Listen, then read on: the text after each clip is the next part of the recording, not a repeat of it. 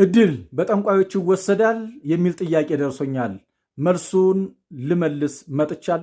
እንግዲህ ጽንስ በተጸነሰ በ40ኛው ቀን በእናቱ ማህፀን ለሀብትም ለድሃም ለድህነትም ይሾማል፣ ለሲኦልም ለገነትም ይሾማል። ወታደር ነበር ለሀገሬ ጠበቀኝ አንተ እስከ ዛሬ።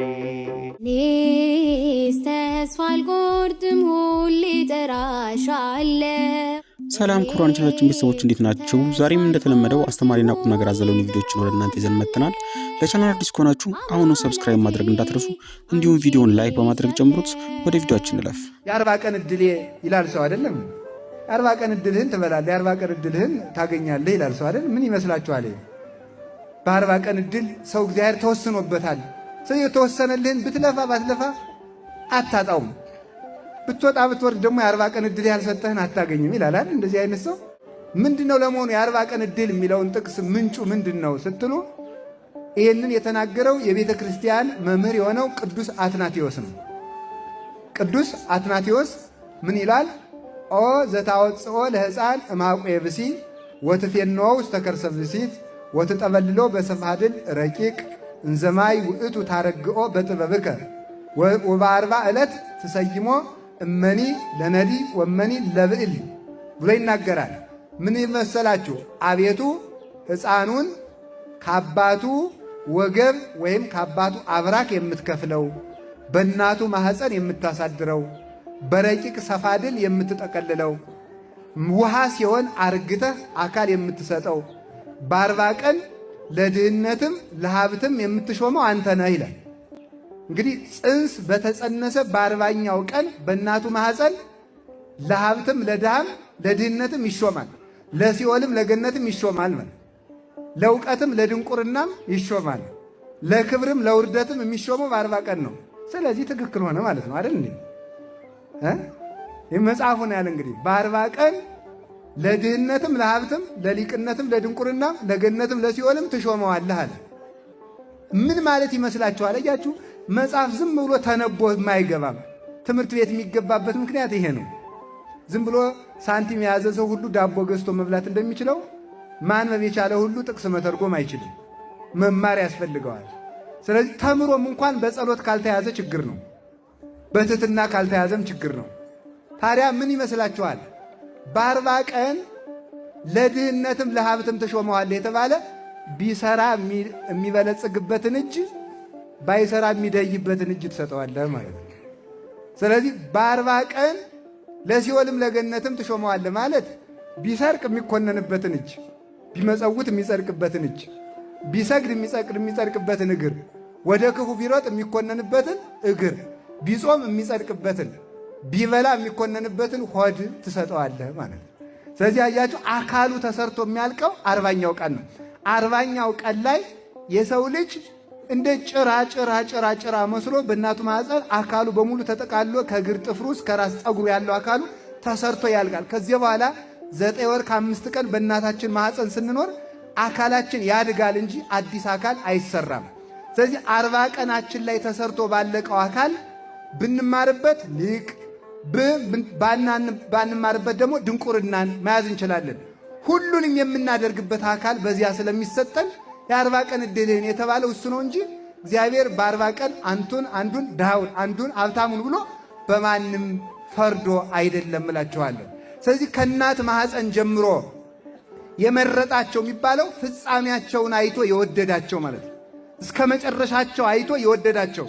ልክ አባታችን ብሩክ ተክለ ሃይማኖት፣ አባታችን አቡነ ገብረ መንፈስ ቅዱስ ደግሞ ከሐዲስ ኪዳን በኋላ ከእናታቸው ማኅፀን ጀምሮ ከተመረጡ ቅዱሳን አንዱ ናቸው። ለዚህ ማስረጃ ነገር ልንገራችሁ። ሰው እንጨት በጓሮው ካተከላቸው አትክልት ቀጥ ብሎ የወጣውን ወይራ ያይና ምን ይላል? ይሄ ለሞፈር ይሆነኛል ይላል አይደለም እንዴ? ጠማማውን ደግሞ ምን ይላል? ይሄ ለእጀታ ይሆናል ይላል አይደለም? ይሄ ለእጀታ ይሆናል። ምንም ደግሞ የማይፈለጠውን ደግሞ ይሄን ቢያንስ ወይ አከስለዋለሁ ይላል አይደለም እንዴ? በሳት አቃጥለዋለሁ ይላል። አወጣጡን እያየ ማለት ነው። መጨረሻውን ያየ ቀጥ ብሎ እስከ ጫፉ የወጣውን ያይና ይሄ ለቀንበር ጥሩ ነው ይላል ገበሬው ማለት ነው። አወጣጡን አይቶ ማለት ነው። ስለዚህ ይሄ ምን ማለት ነው? ይሄ የገበሬውን ዕውቀቱን ነው እንጂ የሚያሳየው አንተ ጠማማሁን አንተ ቀጥ ያልክ እንጨቱን ብሎ በእንጨቶቹ ላይ አልፈረደም። ሁሉም እንጨቶቹ ቀጥ ብለው እንዲወጡለት ይፈልግ ነበረ። ግን ተጣሞ ያገኘውን ምን ያደርጋል? ስራ ይሰጠዋል። ቀጥ ያለውንም ስራ ይሰጠዋል። እግዚአብሔርን በማንም አልወሰንም። እንደዚህ ነው ሐኪም። ሌላ ምሳሌ ልጨምርላችሁ። ሐኪም ልቡ መተንፈስ የደከመን ሰው ወይም ደግሞ የደም ዝውውሩ ችግር ያለበትን ሰው ወይም ሁለቱ ኩላሊቶቹ ወደ መጨረሻ መበላሸት ላይ ያለውን አይቶ ምን ይላል? ይህ ሰውዬ በ5 ቀን ሊሞት ስለሚችል ወደ ቤታችሁ ተመለሱ ይላል። አሁን እንደዚህ ሲል ይህ ሰውዬ መሞት አለበት ብሎ መወሰን ነው እንዴ? መሞት አለበት ሳይሆን እንደሚሞት አውቆ መናገር ይባላል። እግዚአብሔርም ማንንም ሰው ክፉውን ብሎ አይወስንበትም። እግዚአብሔር ሸንጋይ አምላክ አይደለም። እንደዚያ ቢሆን ኑሮ አንተ ሲኦል ግባ አትረባም ብሎ ገና ሳንፈጠር ቢወስንብን ኑሮ እንዴ ለምን ይቀልድብናል? እግዚአብሔር ይቀልዳል እንዴ?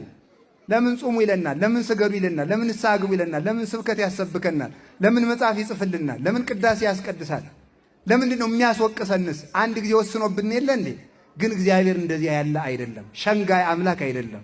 እግዚአብሔር በማንም ላይ አይሸነግርም። ስለዚህ ሰው ወጥቶ ወርዶ መንግሥተ ሰማያትን ይወርሳል፣ ሲኦልንም በእጁ ማድረግ ይችላል። ወደ ወደደው እንዲሰማራ ፈቃድን ሰጥቶታል። ለጽድቅም አያስገድድም እግዚአብሔር፣ ለክፋትም አያስገድድም። ከዚህ የተነሳ ፍጻሜያቸውን ታይተው ከተመረጡት ውስጥ አንዱ ነቢዩ ኤርምያስ። ዕድል በጠንቋዮች ይወሰዳል የሚል ጥያቄ ደርሶኛል። መልሱን ልመልስ መጥቻለሁ። መልሱ ምንድን ነው? ዕድል ይወሰዳል አይወሰድም የሚለው ነገር መጀመሪያ ዕድል የሚባል ነገር የለም ነው። ሁለተኛው ደግሞ ይወሰዳል አይወሰድም ከተባለ ዕድል ከሌለ ምኑ ይወሰዳል ነው? አይወሰድም ነው። በቃ ዕድል የሚባል ነገር የለም።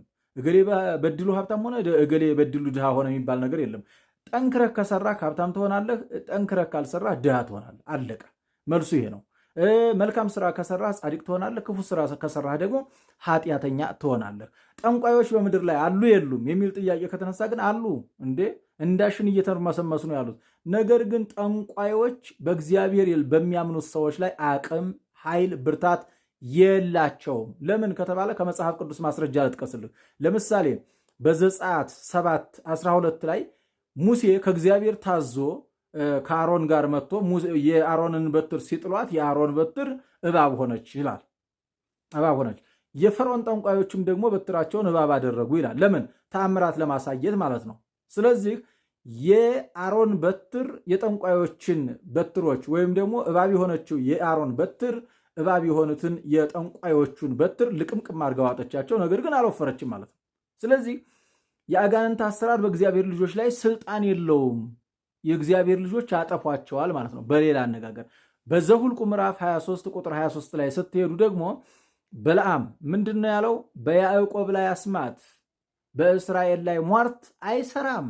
እንዴ ሟርተኛ ያደርግልኝ። ሎሚ ባየህ ቁጥር የምትደነግጥ፣ እንቁላል ባየህ ቁጥር የምትደነግጥ፣ አመድ በተመተነ ጊዜ የምትደነግጥ ከሆነ ወዳጅ ማመን ስለሚቀርህ መጀመሪያ እመን።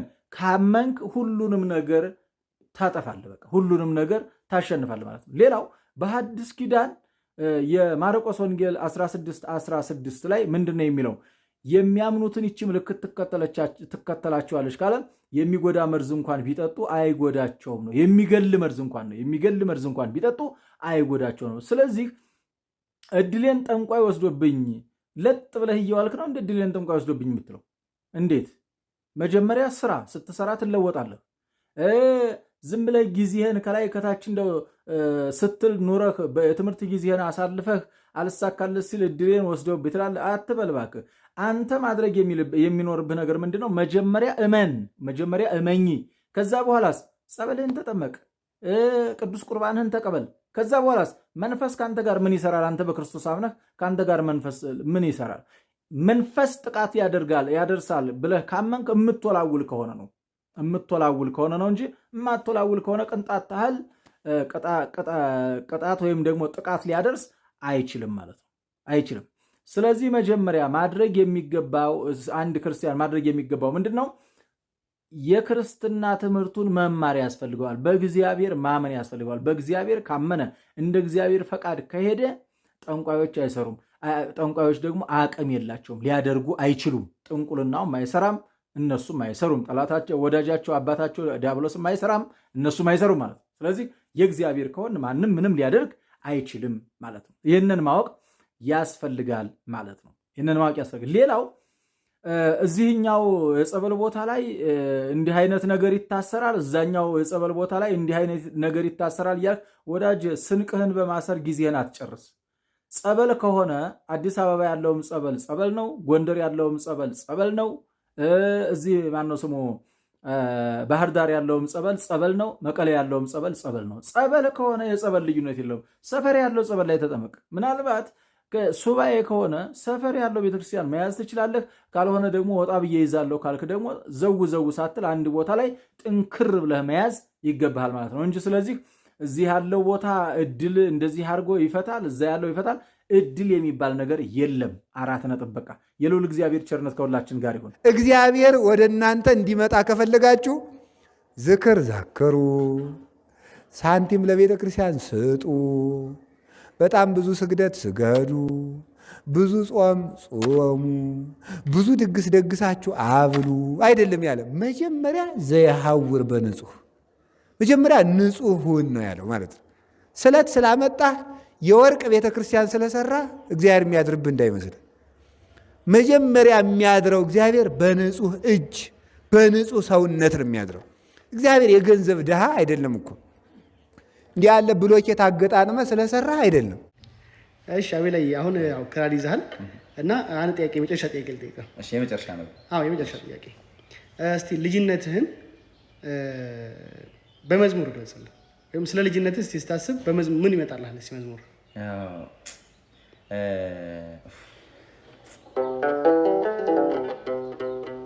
ቤተ መቅደስ ያሳደገኝ አፌ ጥበብን ያስተማርከኝ የልጅነት አምላክ ወዴት አለ?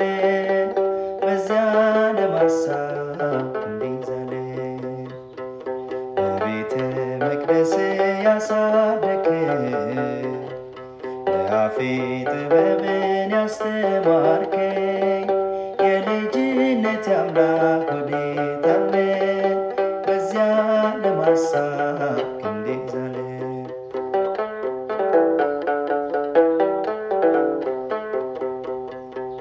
ዘፋኙኝ ነበር ሸሽቼ ፈልጌ ያስከኝ ደግነህ ወታደርም ነበርኩ ለሀገሬ ጠበቀኝ አንተ እስከ ዛሬ።